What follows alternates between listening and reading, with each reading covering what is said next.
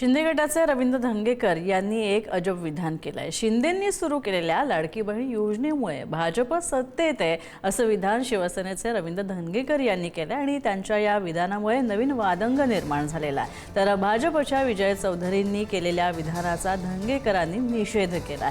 भाजपने शिवसेना पदाधिकाऱ्यांच्या विरोधात वक्तव्य करण्याचं थांबवावं असं धंगेकर यांनी म्हटलंय। उदय सामंत आणि शिवसेनेचे सर्व लोकप्रतिनिधी राज्यामध्ये अव्वल आहेत असं धंगेकर यांनी म्हटलंय। तर आक्षेपार्ह विधानं आम्ही कधीच खपवून घेणार नाही असं सुद्धा धंगेकर यांनी म्हटलेलं आहे। चौधरींना जाब विचारावा, अन्यथा चंद्रकांत पाटलांचे कारनामे समोर आणू असं धंगेकर यांनी इशारा देत म्हटलंय।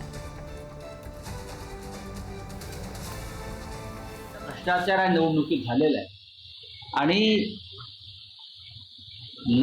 बहिणींना 150-1.5 हजार रुपये देऊन मतं विकत घेतली आणि त्यातील 92 लाख बहिणी या अपात्र ठरल्या।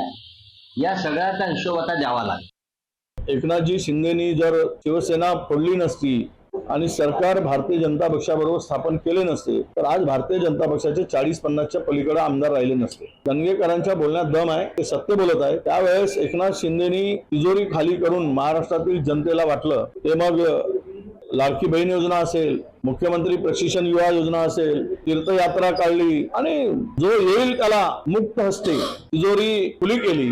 त्यामुळं भारतीय जनता पक्षाचे दिवस चांगले आले। नाही तर महाराष्ट्रामध्ये सत्ता गेली नसती तर मात्र आज भारतीय जनता पक्ष सत्तेत नसती, हे त्यांचं म्हणण्याला नक्की आधार आहे। काही लोकांना अशी बोलायची सवय लागली आहे। काही लोकांना मीडियामध्ये सकाळपासून लाईन पाहिजे असतात। आमचा पक्ष हा मित्र पक्षांना सोबत घेऊन काम करणारा ह्या देशातला एकमेव पक्ष आहे। अटलजीच्या कार्यकाळ बघा, आम्ही 21-22 पक्षाचं सरकार चालवलं।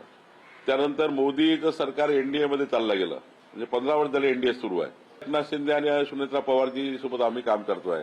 आम्ही कधी मित्र पक्षाला कुठलंही त्या ठिकाणी त्याची त्यांना कमी करण्याचं काम करणार नाही। मित्र पक्षांना सोबत घेऊनच सरकार चालू शकतं, या भूमिकेशी मी सहमत आहे।